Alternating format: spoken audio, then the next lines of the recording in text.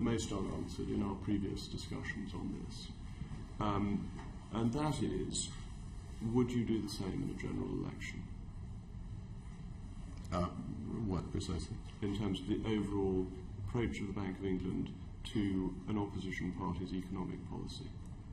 Would the bank, the example given in the brief is a very good one, if a government proposed that it would finance government spending by printing money, would the Bank of England come out and say that this would create an economic risk?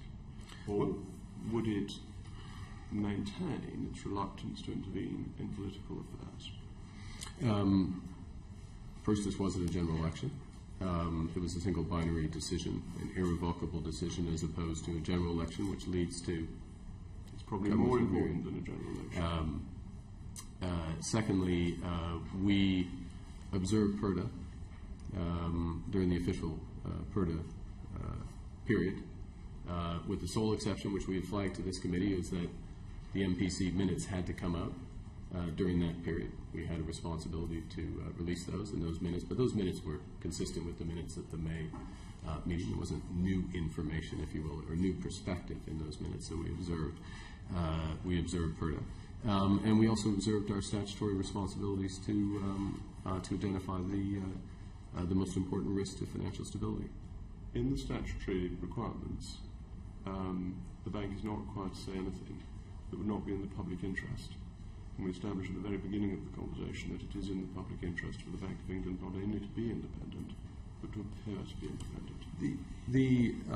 The efforts, or the assessment of this committee, the Financial Policy Committee, that issues around the referendum were the biggest domestic risk to financial stability. That assessment did several things. Apart from just meeting our statutory obligations, which should be the alpha and omega of this discussion, but it also catalyzed action by the PRA from a supervisory perspective, those open foreign exchange positions. I won't go into detail on that. It catalyzed action by the Bank of England in terms of liquidity facilities being put in place. It catalyzed actions by private financial institutions to manage risk in the run-up to the referendum. It also catalyzed action between the Bank of England and foreign central banks to put in place a series of other contingency measures which have not proved to be necessary to be used.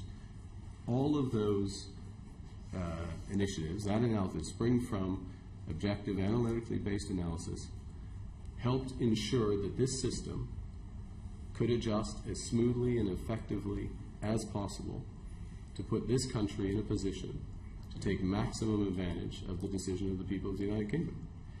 So we make no apologies for having done our job and helped others to do theirs. Did the Bank of England consider whether it was in the public interest to risk its reputation for impartiality? The Bank of England and the Financial Policy Committee is well aware of its statutory responsibilities, perfectly capable of discharging those. It did so in a professional, objective, analytically based manner. Did it consider this risk? Mr. Rees-Mogg, I think the question, to be honest, this is my final question. I think did it consider this risk? I think those who cast it into question should consider their motivations and their judgments. The Brexiteers are divided about this. Jacob, you've concluded that your position, Governor, is untenable. Boris Johnson is saying that you're doing a superb job.